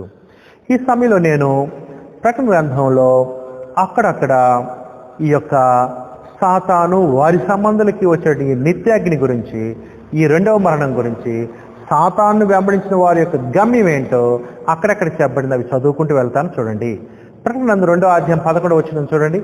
బైబిల్స్ ఉన్నవాళ్ళు ఎక్కడెక్కడ నరకం గురించి చెప్పబడిందో, ఎక్కడెక్కడ రెండవ మరణం గురించి చెప్పబడిందో, ఎక్కడెక్కడ సాతాను వాని సంబంధుల యొక్క గమ్యం ఏంటో, గమ్యం ఎక్కడెక్కడ చెప్పబడిందో నేను చెప్పుకుంటూ వెళ్తాను. ప్రకటన గ్రంథం అంతుంది ఈ భావం. ఏది ఒకటే, సాతాను వాని సంబంధులు వారందరూ కూడా నిత్య శిక్షకి నరకాగ్నికి లోనవుతారనేటువంటి మాట. ప్రకటన గ్రంథం 2వ అధ్యాయం 11 వచనం చూడండి. ప్రకటన గ్రంథం 2వ అధ్యాయం 11 వచనం, సంఘములతో ఆత్మ చెప్పుచున్న మాట చెవి గలవాడు వినుగాక, జయించువాడు రెండవ మరణం వల్ల ఏ హానియో చెందడు. చూసారా, జయించువాడు అంటే ఎవరు? మరణం వరకు నమ్మకం ఉన్న క్రైస్తవుడికి రెండవ మరణం అంటే నరకం వల్ల ఎటువంటి శిక్ష ఉండదు, రెండవ మరణం ఉండదు, రెండవ మరణం వల్ల ఏ హాని ఉండదు. రెండవ మరణం ఎవరికి ఉంటుంది? అపవాదిని వాడిని వెంబడించిన వారికి ఉంటుంది. క్రీస్తుని ఆయన వెంబడించిన వారికి మరి పరలోకమైన పట్టణం ఉంటుంది, అపవాదికి వాణ్ణి వెంబడించిన వారికి రెండవ మరణం ఉంటుందని ఇక్కడ చెప్పబడింది. స్మరణాలు సంఘానికి ప్రభువుని క్రీస్తు హెచ్చరించాడు. స్మరణాలు ఉన్నటువంటి క్రీస్తు సంఘ సభ్యులారా, పరిశుద్ధులారా, మీరు కనుక మరణం వరకు నమ్మకం ఉంటే మీరు జీవగ్రంథంలో మీ పేర్లు అంతే ఉంటే మీరు పరలోకమైన పట్టణంలో పాలు పొందుతారు. మీరు కనుక నమ్మకంగా ఉండి జయిస్తే అది మీ గతి, మీరు పొందే స్థితి. మీరు కనుక నమ్మకం ఉండి తప్పిపోతే స్మరణ సంఘస్థులారా మీకు రెండవ మరణంలో శిక్ష ఉంటుంది అని ప్రభువుని క్రీస్తు ఇక్కడ ముందుగానే హెచ్చరిస్తూ ఉంటాడు. ప్రకటన గ్రంథము 14వ అధ్యాయము 9 నుంచి 11 వచనాలు, అక్కడ కూడా నరకము దానికి స్థితి గురించి వర్ణించబడింది. ప్రకటన గ్రంథము 14వ అధ్యాయము 9 నుంచి 11 వచనాలు. ప్రకటన గ్రంథము 14వ అధ్యాయం 9 నుంచి 11 వచనాలు. మరియు వేరొక దూత అనగా 3వ దూత వీరి వెంబడి వచ్చి గొప్ప స్వరముతో ఇలాగు చెప్పెను, ఆ క్రూరమునకు గాని దాని ప్రతిమకు గాని ఎవడైనో నమస్కారము చేసి తన నొసటి అందేమి చేతి మీదనేమి ఆ ముద్ర వేయించుకొని ఎడల, ఎవరైతే సాతాను వెంబడిస్తారో రోమ చక్రవర్తులను వెంబడిస్తారో, ఎవరైతే ముద్ర వేయించుకుంటారో సాతాను ముద్ర వేయించుకుంటారో వారి గురించి, ఎవరైతే సాతాన్ని పూజిస్తారో, రోమ చక్రవర్తులను పూజిస్తారో, రోమ చక్రవర్తుల యొక్క ప్రతిమలను పూజిస్తారో, విగ్రహాలను పూజిస్తారో వారు ఏమీ కలపబడకుండా దేవుని ఉగ్రత పాత్రలో పోయబడిన, చూసారా, దేవుని ఉగ్రత పాత్రలో పోయబడిన దేవుని కోపమును మద్యమును వాడు త్రాగును. అంటే వారు నిత్య శిక్షకు గురవుతారు, వారు అగ్నిగుణంలో పడవేయబడతారు, వారు యుగ యుగములు వేధించబడతారు, రాత్రి మగళ్ళు శ్రమ ఉంటుంది. పరిశుద్ధ దూతల ఎదుటను గొర్రెపిల్ల ఎదుటను అగ్నిగంధకముల చేత వాడు బాధింపబడను. చూసారు, ఎవరి ఎదుట? పరిశుద్ధ దూతల ఎదుటను గొర్రెపిల్ల ఎదుటను. అంటే దేవుడు తన కుమారుని క్రీస్తు వారు తీర్పు తీరుస్తున్నట్లుగా కనపడుతుంది. క్రీస్తు ప్రభువే పొండి నా తండ్రి చేత శపించబడ నిత్యాగ్నికి పోండి, నిత్య శిక్షకు పోండి అని చెప్తాడు. అగ్ని గంధకముల చేత వాడు బాధింపండి. అది అగ్ని గంధకముల చేత బాధింపండి నరకం గురించి మాట్లాడుతున్నట్టు, రెండవ మరణం గురించి మాట్లాడుతున్నట్టు. వారి బాధ సంబంధమైన పొగ యుగ యుగములు లేచును. అదిగోండి, వారి బాధ సంబంధమైన పొగ యుగ యుగములు లేచును. ఆ క్రూరమునకు గాని దాని ప్రతిమకు గాని నమస్కారం చేయవారును దాని పేరు గల ముద్ర ఎవడైనా వేయించుకొని ఎడల వాడును రాత్రి మగలు నెమ్మది లేని వాడయుందురు. అది పరిస్థితి. అది నరకం చిత్రం. అది నరకం ఎట్లా ఉంటుందో చెప్పండి, అలంకార భాషలో చెప్పబడినటువంటిది. ఆ విధంగా ఒక మాటలో చెప్పాలంటే సాతానును వారిని వెంబడించినట్టు వారి గతి ఎట్లాగైతే రోమా చక్రవర్తులు నిత్య శిక్షకి వెళ్ళారు, రోమాలో ఉన్నటువంటి అబద్ధ ప్రవక్తలు, రోమాలో ఉన్నటువంటి రోమా చక్రవర్తులకు లోబడినట్టు భూరాజులు, వారి యొక్క ప్రజలు, వారి సైన్యం ఎట్లా శిక్ష గురైందో అట్లానే సాతాన్ని వారిని వెంబడించిన వారి గతి అది అని మనం చూస్తున్నాము. అందుకని సాతాను వెంబడించిన వారి యొక్క గమ్యం ఏంటంటే రెండవ మరణము, నిత్య శిక్ష, నరకము, యుగ యుగములు వేదనతో ఉండేటువంటి స్థితి అని మనం చూస్తూ ఉన్నాము. ప్రకటన గ్రంథము 19వ అధ్యాయం 3వ వచనంలో కూడా నరకం యొక్క చిత్రం చూపించబడింది. ప్రకటన గ్రంథం 19వ అధ్యాయం 3వ వచనం చూడండి, 19:3. ఆ పట్టణపు పొగ యుగ యుగములు పైకి లేస్తున్నది. చూసారా, ఇక్కడ రోమపట్నం అనుకోండి, రోమపట్నం యొక్క పొగ అంటే యుగ యుగములు పైకి లేస్తున్నది. అటువంటి దేవుని యొక్క శిక్షకి, దేవుని యొక్క ఉగ్రతకి కనపడుతూ ఉంది. అంటే నిత్య శిక్షకి సాదృశ్యం, యుగ యుగములు లెగుస్తూ అంటే మనం చూస్తున్నాం. ఆ విధంగా రోమా పట్టణస్తుల్ని, రోమా పట్టణానికి సంబంధించిన వాళ్ళని, సాతానికి సంబంధించిన రోమా చక్రకు సంబంధించిన దేవుడు శిక్షిస్తున్నట్లుగా మనం చూస్తాం. 19వ అధ్యాయం 19వ వచనం చూడండి, 19వ అధ్యాయము 19వ వచనం. ఇవన్నీ కూడా నరకానికి సంబంధించిన చిత్రాలు చూపించడం జరిగింది. ఇక్కడ 19వ అధ్యాయం 19వ వచనం. మరియు ఆ గుర్రం మీద కూర్చున్న వానితోనూ ఆయన సేనతోనూ యుద్ధము చేయటకే ఆ క్రూరమృగమును భూరాజులను వారి సేనలో కూడి ఉండగా చూచితినది. చూసారా, క్రీస్తుతోటి, ఆయన రాజ్యంతో ఎవరు యుద్ధం చేశారు? రోమా చక్రవర్తులు, అబద్ధ ప్రవక్తలు, భూరాజులు, వారి సంబంధులు యుద్ధం చేశారు. అప్పుడు ఆ మృగం అంటే రోమా చక్రవర్తులు దాని ఎదుట సూచక్రియలు చేసి దాని ముద్ర వేయించుకున్న వారిని, అంటే ఎవరు వీళ్ళు? సాతాను సంబంధులు, రోమా చక్రవర్తుల సంబంధులు, విగ్రహారం చేసిన వాళ్ళు, రోమా చక్రవర్తులు పూజించిన వారిని ఆ మృగ ప్రతిమకు నమస్కరించిన వారిని మోసపరిచిన ఆ అబద్ధ ప్రవక్తయు, విగ్రహాలను ప్రోత్సహించినటువంటి అబద్ధ ప్రవక్త పట్టబడి వారిద్దరూ గంధకముతో మండు గొండములో ప్రాణముతోనే వేయబడిరి. కడమ వారు గుర్రముల మీద కూర్చున్న, చూసారా, గంధకముతో మండు గొండములో ప్రాణముతోనే, అంటే నరకంలో వేయబడ్డారని ఉద్దేశం. అది ప్రకటన గ్రంథం యొక్క భాష. నిత్య శిక్ష గురయ్యారు, దేవుని ఉగ్రత వారు అనిపించారనేటువంటి భావం. అది ఆ యొక్క భావం అన్నమాట. ఆ తర్వాత సహోదరులారా, నాతో పాటు ప్రకటన గ్రంథము 20వ అధ్యాయం 6వ వచనం చూడండి, 20వ అధ్యాయం 6వ వచనం, 26. ఆ మొదటి పునరుద్ధానములో పాలు గలవారు ధన్యులు, పరిశుద్ధులైందరు, ఇట్టి వారి మీద రెండవ మరణం మనకు అధికారము లేదు. అదిగోండి, చూసారా, రెండవ మరణం నరకము. ఎవరైతే క్రీస్తు యొక్క రాజ్యంలో ఉండి శ్రమ అయినా, హింస అయినా, దోషణ అయినా, చెరలో వేయబడినా, ఖడ్గం చేత నరకబడినా, శిరచ్ఛేదనం చేయబడినా, జంతువులకు ఆహారంగా వేయబడినా, లేకపోతే సిలువ వేయబడినా, అగ్నితో కాల్చివేయబడినా, మరణం వరకు నమ్మకంగా ఉన్న వాళ్ళ మీదకి ఎటువంటి అధికారం లేదు. రెండవ మరణానికి, నరకానికి ఎటువంటి అధికారం లేదు. నరకంలో వేయబడిన వాళ్ళ పేర్లు జీవగ్రంథంలో అంతే ఉంటాయి. వాళ్ళు నిత్య జీవానికి వారసులు అవుతారు. ప్రకటన గ్రంథంలో చెప్పినట్టు పరలోకమైన పట్టణంలో వారసులు అవుతారు, స్వతంత్రించుకుంటారు అని చెప్పబడింది. ప్రకటన గ్రంథము 20వ అధ్యాయము 9-10 వచనాలు చూడండి. 20వ అధ్యాయం 9-10 వచనాలు నరకానికి సంబంధించిన చిత్రాలు ఇవన్నీ కూడా. 9-10 వచనాలు. వారు భూమి అంతట వ్యాపించి పరిశుద్ధుల శిబిరమును ప్రియమైన పట్టణం ముట్టడి వేయగా, అదుకోండి, క్రీస్తు యొక్క సంఘాన్ని హింసించే వాళ్ళు, ఏ కాలంలో ఉన్నవాళ్ళు అయినా, ఏ యుగంలో ఉన్నవాళ్ళైనా, ఏ సమయంలో ఉన్నవాళ్ళైనా, దేవుని ప్రజలు హింసించే వాళ్ళు ఎవరైనా, వారు భూమి అంతటి వ్యాపించి పరిశుద్ధుల శిబిరమును ప్రియమైన పట్టణం ముట్టడి వేయగా పరలోకం నుండి అగ్ని దిగి వచ్చి వారిని దహించను. క్రీస్తు ప్రభు నిత్యశిక్ష గురి చేశాడు, వారిని అగ్ని దహించింది. వారిని మోసపరిచిన అపవాది అగ్నిగంధకములు గల గొండములో పడవేయబడెను. ఎవరైతే అపవాది మోసపరిచిన వారు, అపవాది సంబంధులు, వారందరూ కూడా అగ్ని గంధకములతో మండు గుండములో పడవేయుదురు అని మనకు చూస్తున్నాము. వారు యుగయుగములు రాత్రి మగళ్ళు బాధింపబడుదురు.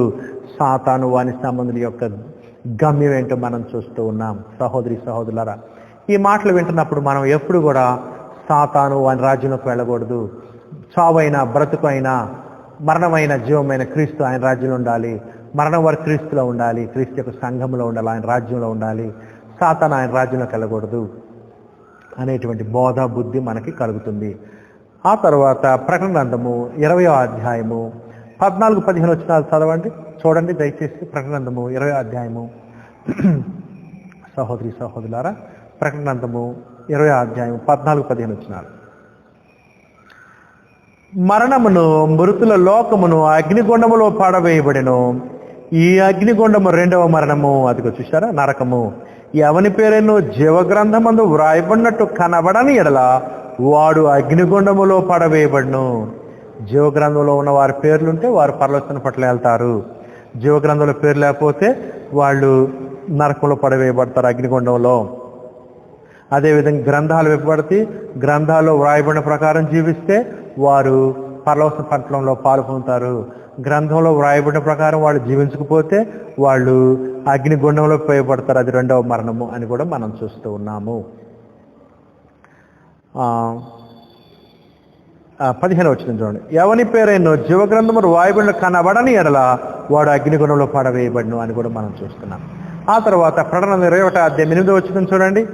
ప్రకటన 21వ అధ్యాయం 8వ వచనంలో సాతాన్ని వాడిని వెంబడించిన వారికి స్థితి. ఆదాము మొదలుకొని క్రీస్తు ప్రభు వచ్చేంత వరకు, సహోదరులు ఈ మాట జాగ్రత్త గుర్తుంచుకోండి. ఆదాము మొదలుకొని క్రీస్తు ప్రభు వచ్చేంత వరకు ఎవరైతే సాతాన్ని వెంబడించారో, సాతాను క్రియలు చేశారో, దేవునికి ఆయన చట్టానికి లోబడలేదు, దేవుని పట్ల విశ్వాసంగా ఉండలేదు, వారు సాతాన్ని ఆదాము మొదలుకొని క్రీస్తు వచ్చేంత వరకు సాతాన్ని వెంబడించిన వారు, సాతాను ఎక్కడ ఉంటారో వారు కూడా అక్కడే ఉంటారు. సాతాను నిత్యశిక్షకు గురవుతాడు, నిత్యాగ్ని దండకు గురవుతాడు, నరకానికి గురవుతాడు, అక్కడే వీళ్ళు కూడా ఉంటారు అనేటువంటిదే బైబిల్ యొక్క సారాంశము. ప్రకటన గ్రంథం 21వ అధ్యాయం 8వ వచనం చూడండి. సాతాను వెంబడించిన వాళ్ళు ఎక్కడున్నారు? ప్రకటన గ్రంథం 21వ అధ్యాయం 8వ వచనం. పిరికి వారును, అవిశ్వాసులను, అసహ్యులను, నరహంతకులను, ఈ గుణగణాలు ఉన్న వాళ్ళందరూ కూడా సాతాను వెంబడించిన వారు, సాతాను సంబంధులు. సాతాను వారిని శోధనకు గురి చేసి లోపరుచుకున్నాడు. వారి శరీరాశిలో నేత్రాల జీవనం గురించి వారిని ఆ యొక్క పాపంలోనే జీవిస్తూ, పాపంలోనే నిలిచి ఉంటూ, పాపంలోనే కొనసాగిన వాళ్ళు, పాపంలోనే జీవిస్తూ, పాపంలోనే మరణించిన వాళ్ళు వీళ్ళు సాతాను క్రియలు చేస్తూ, సాతానులో ఉంటూ సాతానుడు చనిపోయారు. కాబట్టి వారి గమ్యం ఏంటి? నరహంతకులను, వ్యభిచారికులను, మాంత్రికులను, అదిగో విగ్రహారాధన, విగ్రహ పూజ, ప్రతిమలను పూజించటము, మాంత్రిక విద్య చేయటము, దేవునికి వ్యతిరేకమైన అబద్ధాల చేత మనుషుల్ని భక్తి ముసుగులో మోసాలు చేయటం, విగ్రహారాజకులను, అదిగో రాళ్ళుని రపలను పూజించిన వాళ్ళు నిజమైన దేవుడిని ఎరుక్క, దేవుడిని తెలుసుకునే ప్రయత్నం కూడా చేయాలి. ఆ ప్రయత్నం చేస్తే దేవుడు తను బయలుపరుచుకునేవాడే. కానీ వాళ్ళు ఆ ప్రయత్నం చేయకుండా ఆ యొక్క పితృపారంపణ ఆచారాల్లో ఉంటూ దేవునిగా గౌరవించక రాళ్ళని, రపల్ని, జంతువుల్ని, పురుగుల్ని, పాముల్ని పూజిస్తూ ఉన్నవాళ్ళు. అబద్ధికులందరూ, అబద్ధం చేసిన వారంతా కూడా అగ్ని గాంధకములతో మండు గొండములో పాలు పొందురు. అదిగోండి, ఎక్కడ వాళ్ళకి పాలు, ఎక్కడ వాళ్ళకి స్వాస్థ్యం, వాళ్ళు స్వతంత్రించుకునేది ఏంటి? అగ్ని గాంధకములతో మండు గొండములో, నరకంలో వాళ్ళ పాలు, నరకంలో వాళ్ళ స్వాస్థ్యం. మరి క్రీస్తులో నమ్మకంగా ఉండి మరణం వరకు నమ్మకం ఉన్న వాళ్ళు ఎక్కడ పాలు, ఎక్కడ వాళ్ళ స్వాస్థ్యం? పరలోకంలో వాళ్ళ స్వాస్థ్యం. మరి సాతాను వెంబడించిన వాళ్ళకి స్వాస్థ్యం ఎక్కడ? నరకంలో. అగ్ని గంధకములతో మండు గుండములో పాలు పొందుదురు. ఇది రెండవ మరణము. అది ప్రకటన గ్రంథంలో నరకం వివరించబడిన విధానం ఇది, సహోదరులారా. ఆ తర్వాత ప్రకటన గ్రంథము 21వ అధ్యాయము 27వ వచనం చూడండి. అక్కడ కూడా నరకం గురించి ఒక మాట ఉంది. ప్రకటన గ్రంథము ఇది సాతాను వెంబడించిన వారి గమ్యం. ప్రకటన గ్రంథము 21వ అధ్యాయము 27వ వచనం. గొర్రెపిల్ల యొక్క జీవ గ్రంథమందు వ్రాయబడిన వారే, గొర్రెపిల్ల యొక్క జీవ గ్రంథమందు వ్రాయబడిన వారే దానిలో ప్రవేశించరు గాని నిషిద్ధమైనది ఏదైనను, అసహ్యమైన దానిని, అబద్ధమైన దాన్ని జరిగించు వాడెవడైనో దానిలో ప్రవేశింపడు. అంటే అర్థం ఏంటంటే పాపం చేసిన వాళ్ళు, సాతాను వెంబడించిన వాళ్ళు, సాతాను సంబంధులు దేవుడు పరిశుద్ధుల కొరకు ఏర్పరిచిన పరలోకమైన పట్టణంలో పాలు పంపులు పొందరు, వాళ్ళు వెలుపులుంటారు అనేటువంటి భావం ఇక్కడ మనకు కనపడుతుంది. ప్రవేశింపరు అని చెప్తూ ఉన్నాడు కదా. అది ఆ తర్వాత ప్రకటన గ్రంథము 22వ అధ్యాయం 15వ వచనంలో కూడా నరకం గురించి కొంత వివరణ చూడండి. సహోదరులు బైబిల్స్ ఉన్నవారు ప్రకటన గ్రంథము 22వ అధ్యాయం 15వ వచనం చూడండి. కుక్కలను, మాంత్రికులను, వ్యభిచారులను, నరహంతకులను, విగ్రహారాధికులను, అబద్ధమును ప్రేమించి జరిగించు ప్రతి వాడును వెలుపటి ఉందరు. వెలుపటి ఉండటం అంటే రెండవ మరణాన్ని అనుభవిస్తారు, అగ్నిగుండంలో ఉంటారు, గంధకములతో మండు గుండంలో ఉంటారని అర్థము. ఇది కూడా నరకం. ఇదిగో ఈ లక్షణాలు ఉన్న వాళ్ళు అందరూ కూడా ఈ యొక్క పాపాలు చేసే వాళ్ళందరూ, ఇక్కడ 6 పాపాలు చెప్పండి, కిందాక 21వ అధ్యాయం 8వ వచనంలో 8 పాపాలు చెప్పండి, ఇక్కడేమో 6 పాపాలు. ఈ పాపాలను చేస్తూ జీవిస్తూ ఉన్నవాళ్ళు, పాపంలో మరణించిన వాళ్ళు, సాతాన్ని వెంబడిస్తూ మరణ వరకు సాతానికి నమ్మకంగా ఉన్నవాళ్ళు, సాతాన్ని వెంబడించిన వాళ్ళు, సాతాను క్రియలు చేసిన వాళ్ళు, దేవునికి లోబడిన వాళ్ళు, దేవుని క్రియలు దేవుని చట్టానికి లోబడిన వారు ఎక్కడుంటారంటే వెలుపటి ఉంటారు. ఆ వెలుపటి ఉండటమే నరకము అనే విషయాన్ని మనం ప్రకటనలో చూస్తున్నాము. ఈ విధంగా సహోదరుల సాతానుడు, సాతాను యొక్క దూతలు, సాతాను యొక్క దెయ్యములు, సాతాను యొక్క దురాత్మలు, అంతేకాదు సాతాన్ని సృష్టి ప్రారంభం నుంచి క్రీస్తు వచ్చేంత వరకు సాతాన్ని వెంబడించిన అధికారులు, సామాన్యులు, ప్రజలు, రాజులు, అధిపతులు, సాతాను చెప్పు చేతల్లో తొత్తులుగా ఉన్నట్టు వారందరూ కూడా నిత్య శిక్షకి, నిత్యాగ్ని దండనకు, అగ్నిగుండమునకు, అగ్ని గంధకములతో మండు గుండంలో పడవేయబడినట్టు మనం అది శాశ్వత శిక్ష, నిత్యాగ్ని దండన, నిత్య వేదనగా చెప్పబడుతూ ఉన్నది బైబిల్లో. చూసారా, సాతాని గమ్యం చాలా భయంకరంగా ఉన్నది. ఇది డిసైడ్ అయిపోయింది సాతానికి వాని సంబంధాలకి. అందుకని మరి మొదటి శతాబ్దంలో ఉన్నటువంటి క్రైస్తవులు కానీ, 21వ శతాబ్దంలో ఉన్న మనం కానీ, ఏ శతాబ్దంలో ఉన్న క్రైస్తవులు కూడా క్రీస్తు ఆయన రాజ్యంలో నిలకడగా ఉండాలి, మరణం వరకు నమ్మకంగా ఉండాలి. కానీ సాతానిక రాజ్యం వైపు, సాతానిక రాజ్యంలోకి వెళ్ళకూడదు. ఒకవేళ క్రైస్తవులుగా జీవిస్తున్నప్పుడు పాపం చేసినట్లయితే వెంటనే ఆ పాపం విషయంలో మనస్సు మార్చుకొని దేవుని క్షమాపణ వరకుని వెంటనే సరిదిద్దుకొని నిలవబడవలసినటువంటి వారమై ఉన్నాము. లేకపోతే క్రైస్తవుడు అయిన తర్వాత కొంతకాలం క్రైస్తవుడిగా జీవించి మరలా తిరిగి లోకంలో కలిసిపోయి దురాశలతోటి జీవిస్తూ దాంట్లో నిలిచి ఉండి దాంట్లోనే కొనసాగి పాపంలో జీవిస్తూ చనిపోయినట్లయితే నిత్య శిక్ష గురవుతాం అనేటువంటిది ఈ మాటలను బట్టి మనకి అర్థమవుతుంది. దయచేసి బైబిల్ యొక్క సారాంశం ఇది. ప్రకటన గ్రంథంలో సారాంశం చెప్పబడుతుంది. ఆది కాండము బైబిల్ చరిత్ర యొక్క ప్రారంభం అయితే, ప్రకటన గ్రంథము 21-22 అధ్యాయాలు బైబిల్ చరిత్ర యొక్క అంతములో ఏంటో మనం చూస్తున్నాము. అండ్ ముగింపులో ఏంటో చూస్తున్నాం. చూసారా, ఒక చిత్రానికి అంతం ఉంటుంది కదా, ప్రారంభం అంతము. ఇక్కడ అంతం మనకేంటో ఇక్కడ చూపించబడుతుంది ప్రకటన గ్రంథంలో. దయచేసి నాతో పాటు మీరు మత్తయి సువార్త కనుక తీసినట్లయితే 25వ అధ్యాయము, అక్కడ కూడా ప్రకటన గ్రంథంలోనే కాదు ఈ భావము, మిగతా 26 పుస్తకాల్లో కూడా ఉంది. కాకపోతే ప్రకటన గ్రంథంలో ఉన్నంత స్పష్టంగా ఉండకపోవచ్చు, కానీ ఈ బోధ సాతాను వాడిని వెంబడించిన వారు నిత్య శిక్షకు గురవుతారనే బోధ బైబిల్ అంతటా ఉన్నది. మీరు చూడగలిగితే బైబిల్ అంతటా ఉంది ఆ బోధ, బైబిల్ అంతటా ఉంది. మత్తయి సువార్త 25వ అధ్యాయంలో ప్రభువైన క్రీస్తు ఈ విషయాలు ముందుగానే చెప్పాడు శరీరధారిగా ఉన్నప్పుడే. చూడండి, ప్రభువైన క్రీస్తు మాటల్లో చూద్దాం. ఇప్పుడు దాకా యోహాను మాటల్లో సాతాను గురించి, నరకం గురించి విన్నాము. ఇప్పుడు ప్రభువైన క్రీస్తు మాటలో చూడండి, ఇవే యోహాను అపోస్తుల బోధ కదా, క్రీస్తు బోధే అపోస్తుల బోధ కదా. ఆ క్రీస్తు ఏమని బోధించాడో చూడండి. మత్తయి సువార్త 25వ అధ్యాయం కనుక మీరు చూస్తే 25వ అధ్యాయంలో క్రీస్తు రాకడలో జరిగే తీర్పు గురించి వివరించబడింది. క్రీస్తు రెండవ ప్రత్యక్షత, రెండవ రాకడ, ఆయన రెండవసారి ప్రత్యక్షమైనప్పుడు మరి రక్షించడానికి రాడు, ఈసారి తీర్పు తీర్చడానికి వస్తున్నాడు. గొర్రెపిల్ల లాగా రాడు, కొదమ సింహం లాగా వస్తాడు తీర్పు తీర్చడానికి ప్రభువైన క్రీస్తు. ఇప్పుడైతే క్రీస్తులో కృప అందుబాటులో ఉంది, కానీ రేపు క్రీస్తు రెండవ రాకడలో ప్రత్యక్షమైనప్పుడు కృప ఉండదు, తీర్పు ఉంటుంది సహోదరిసలు. అందుకని దేవుని కృపను, క్రీస్తు యొక్క కృపను మనం నిర్లక్ష్యం చేయొద్దు. నేడు అన్న సమయం ఉండగానే మనం మనసు మార్చుకుని దేవునికి, ఆయన కుమారుని క్రీస్తుకు లోబడదాము. మత్తయి సువార్త 25వ అధ్యాయంలో క్రీస్తు ప్రభు 24వ అధ్యాయంలో 36వ వచనం నుంచి క్రీస్తు ప్రభు రెండవ రాకడకు సంబంధించిన విషయాలు, 36వ వచనం క్రీస్తు ప్రభు రాకడ అకస్మాత్తుగా వస్తుంది, మన మెరుగని గడిలో వస్తాడు, దొంగ వలె వస్తాడు, సడన్గా వస్తాడని చెప్పబడింది. సడన్గా వచ్చినప్పుడు ఏం చేస్తాడంటే క్రీస్తు ప్రభు ఏం చేస్తాడంటే తన సంఘానికి, తన సంఘంలో ఉన్న వారికి తీర్పు తీరుస్తాడు, తన పని వారికి తీర్పు తీరుస్తాడు. 5 తలాంతులు ఇచ్చిన వాడిని అడుగుతాడు, 2 తలాంతులు ఇచ్చిన వాడిని అడుగుతావు, 1 తలాంతులు, అంటే తీర్పు సర్వలోకానికి తీర్పు జరుగుతుంది. సర్వలోకానికి తీర్పు జరుగుతుంది, అంతేకాదు క్రైస్తవులకు కూడా తీర్పు జరుగుతుంది. క్రీస్తు వచ్చినప్పుడు వారిని కూడా లెక్క అడుగుతున్నాడు. దాసులు పనివారి యొక్క ఉపమానం చూస్తాం మనం. ఏది 24వ అధ్యాయము 43 నుంచి 51 దాకా. దాసులు పనివారు ఏం చేయాలి? గృహ నిర్వాహకులు పనివారు ఏం చేయాలి? గృహ నిర్వాహకులుగా మనము ప్రభు మనకిచ్చిన పని నమ్మకంగా చేస్తుండే. ఎప్పుడు దాకా చేయాలి? క్రీస్తు వచ్చేదాకా, లేదా మనం మరణించేదాకా. ఏది ముందు అయితే అది ముందు. అట్లానే 25వ అధ్యాయంలో 5 బుద్ధి గల కనికులు, 5 బుద్ధి లేని కనికులు. అంటే ఇది కూడా సంఘమే. 5 నమ్మకంగా ఉన్నారు, 5 సిద్ధపడగలిగి ఉన్నారు, 5 సిద్ధపడలేదు. క్రీస్తు వచ్చినప్పుడు సడన్గా వచ్చేళ్ళకే వాళ్ళు అపనమ్మక స్థితిలో ఉన్నారు. అందుకని ఆ 5 బుద్ధి లేని కన్యకలు దేవుని యొక్క రాజ్యంలో పెళ్లి విందులో పాల్గొనలేదు.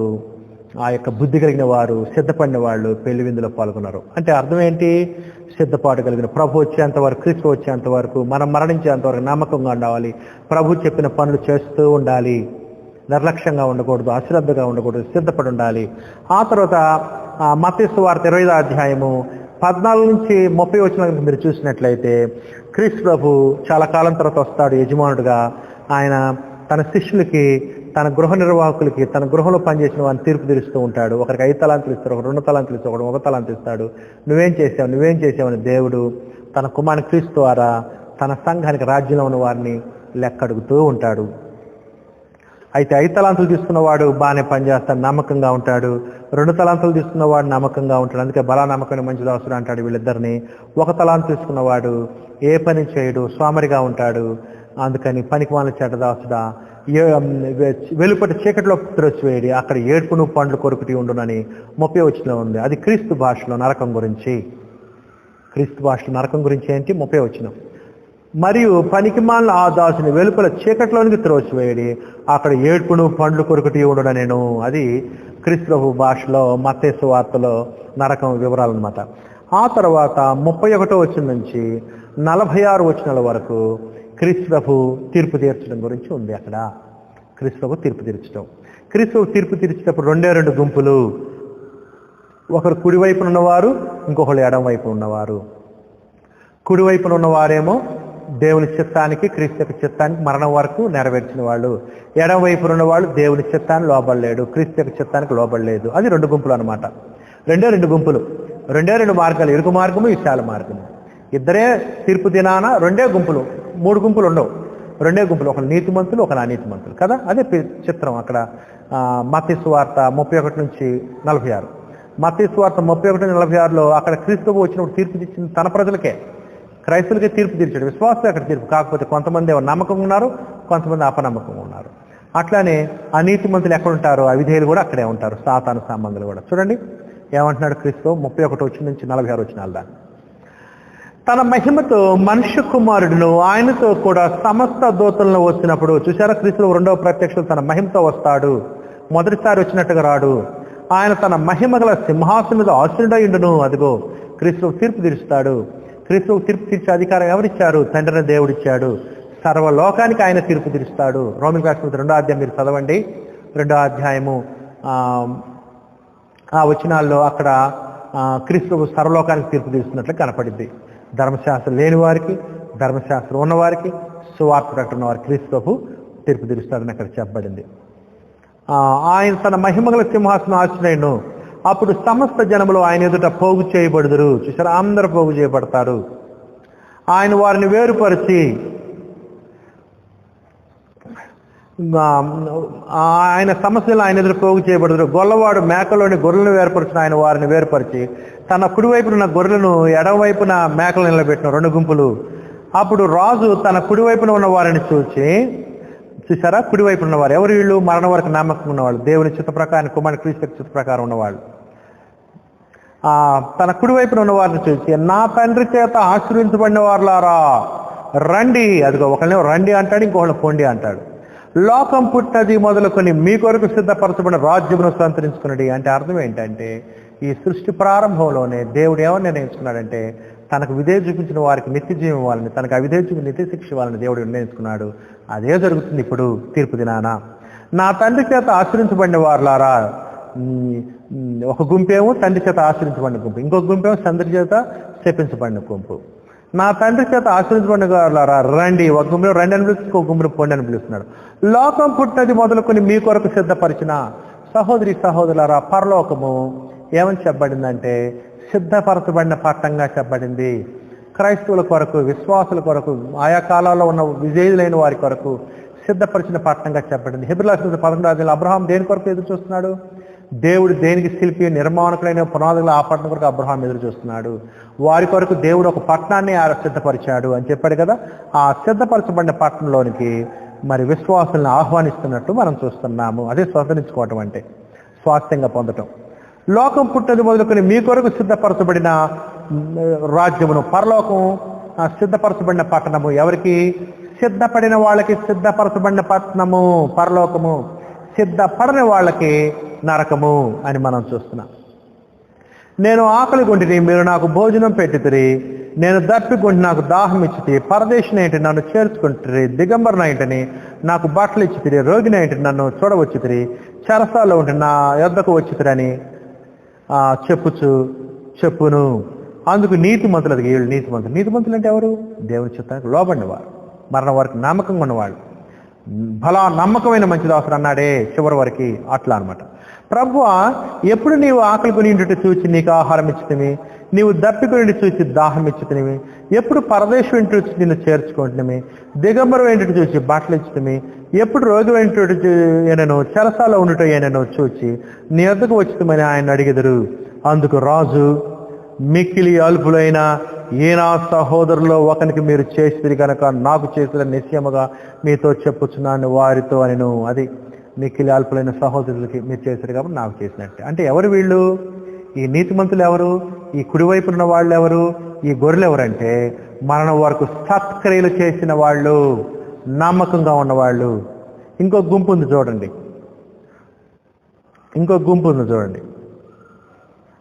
దయచేసి 40 వచ్చిన. అందుకు రాజు, మిక్కిలి అల్పులైన ఈనా సహోదరులో ఒకరికి మీరు చేసింది కనుక నాకు చేసిన నిశ్చయముగా మీతో చెప్పుచున్నాను వారితో. అప్పుడు ఆయన ఎడమ వైపున ఉన్న వారిని చూసి, ఎడమవైపు ఎవరు? అనీతి మంతులు చూసి, శపింపబడిన వారులారా. వీరెవరు? అపవాదిని వాని వెంబడించిన వాళ్ళు, లేకపోతే దేవునికి అవిధేయులైన వారు, లేకపోతే నమ్మకంగా కొంతకాలం ఉంది క్రైస్తవులు, తప్పిపోయినటువంటి క్రైస్తవులు, అవిధేయులైనటువంటి గుంపు అన్నమాట ఈ గుంపు. వారిని ఏమంటున్నాడు చూడండి, శపింపబడిన వారులారా. అపవాదిని వాడిని వెంబడించిన వారు ఎవరు? శపింపబడిన వారు దేవుని చేత.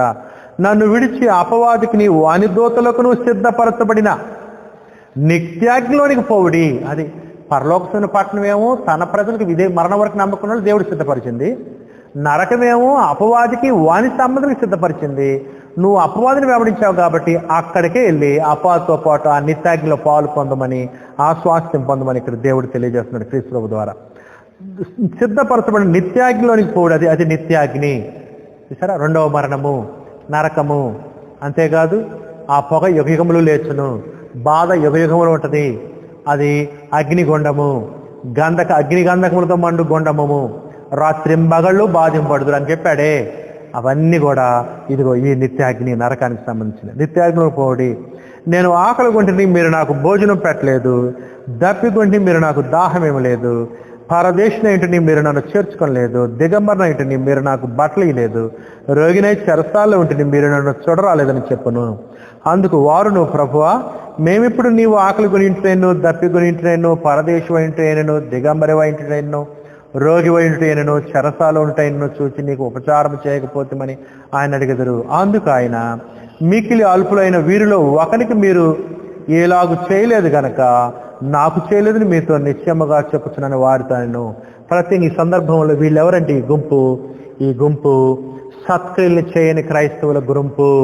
ఒక విధంగా వీళ్ళు సత్క్రియలు చేయకుండా, క్రీస్తుని వెంబడించకుండా అపవాదిని వెంబడించిన వారు. అందుకనే అపవాది వాని సంబంధాలు ఎక్కడుంటారో అక్కడే ఈ అవిధేయులైన క్రైస్తవులు కూడా వెళుతూ ఉన్నారు. నిశ్చయముగా చెప్తున్న వారితో నేను 46 వచనం చూడండి. 46 వచనం కంఠస్థ వచనం.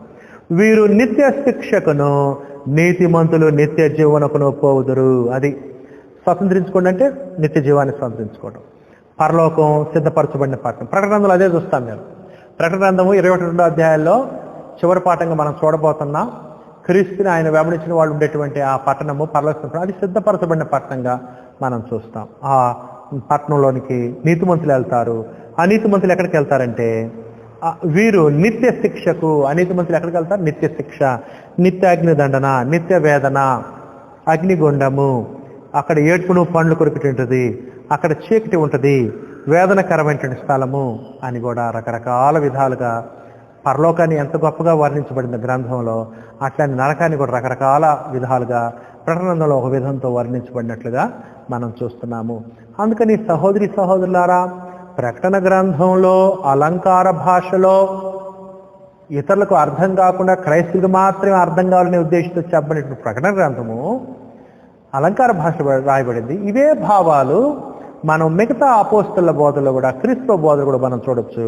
మత్తయి సువార్త 25వ అధ్యాయంలో ప్రకటనలో ఉన్న విషయాలే కొంత వివరంగా మనం కొన్ని విషయాలు మనం ఇక్కడ 25వ అధ్యాయం మత్తయి సువార్త 25వ అధ్యాయం కూడా చూడొచ్చు. నేను అదే చెప్తున్నాను, ప్రకటన గ్రంథంలో చెప్పబడిన విషయాలు మిగతా 26 పుస్తకాల్లో కూడా చెప్పబడినాయి. ప్రకటన గ్రంథంలో ఒక క్రొత్త సిద్ధాంతాన్ని మనం తీసుకురాకూడదు. ప్రకటన గ్రంథంలో చెప్పే విషయాలు మిగతా 26 పుస్తకాల్లో చెప్పబడిన విషయాలకు అనుకూలంగా ఉండాలి.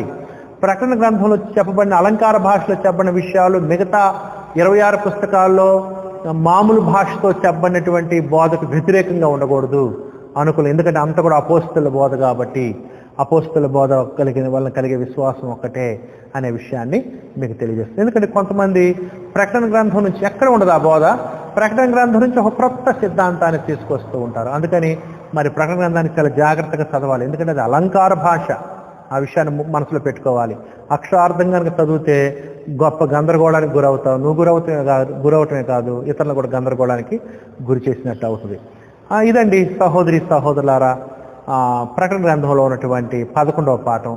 ప్రకటన గ్రంథం నుంచి 12 పాఠాల్లో ఈరోజు నేను చెప్పింది 11వ పాఠం. 11వ పాఠం ఏం చూసామంటే, సాతానుడు వారిని వెంబడించిన వారి యొక్క అంతం ఏంటి, గమ్యం ఏంటి, వారు వెళ్ళేటువంటి శిక్ష ఏంటి, వారికి ఏర్పడిన నరకం గురించి మనం చూసాం. అది 11వ పాఠం. మరి ఇక్కడ ఈ పాఠం వింటున్నప్పుడు మరి మన స్థితి ఎట్లాగుంది? మనం క్రీస్తు రాజ్యంలో ఉన్నామా, అపవాది రాజ్యంలో ఉన్నామా ఆలోచించాలి. క్రీస్తు రాజ్యంలో ఉండమని కోరుతూ ఉన్నాను. క్రీస్తు రాజ్యంలో మనందరం నమ్మకంగా నిలిచి ఉందాం. శ్రమ వచ్చినా, బాధ వచ్చినా, హింస వచ్చినా, మరణం వచ్చినా. ఎందుకంటే క్రీస్తు రాజ్యంలో ఉన్నప్పుడు మనకు కలిగే ప్రయోజనాలు శాశ్వతమైనవి, పరలోక సంబంధమైనవి, వారసత్వంతో కూడిన, నిత్యత్వంతో కూడినటువంటి సంతోషము, సమాధానంతో కూడిన, వ్యాధి కానీ, బాధ కానీ, రోదన కానీ, ఇబ్బంది కానీ, కరువు కానీ, శాపం కానీ, ఉగ్రత కానీ లేనటువంటి సంతోషకరమైన స్థితిలో మనం ఉండబోతున్నాం. కాబట్టి మనం క్రీస్తు ఆయన రాజ్యంలో మరణం వరకు నమ్మకంగా ఉండవలసిందిగా కోరుతూ ఉన్నాను. ఇంకెవరైనా క్రీస్తు యొక్క రాజ్యంలోనికి ఆయన సంఘంలో సభ్యులు కాకపోతే రావాల్సిందిగా ఆహ్వానిస్తూ ఉన్నాను. ప్రభుత్వం అయితే వచ్చే పాఠంలో మనం 12వ పాఠాన్ని నేర్చుకుందాం. క్రీస్తుని ఆయన వెంబడించిన వారి యొక్క గమ్యం ఏంటి, క్రీస్తుని ఆయన అనుసరించిన వారి యొక్క గమ్యస్థానం ఏంటి మనం చూద్దాం. అంతటితో ప్రకటన గ్రంథాన్ని మనం ముగిద్దాం. ప్రకటన గ్రంథంలో 12 పాఠాలు ముగించబడతాయి. దయచేసి 12వ పాఠం కొరకు సిద్ధపడవలసిందిగా కోరుతున్నాను. మీ అందరికీ క్రీస్తు యేసు నామములో హృదయపూర్వక వందనాలు.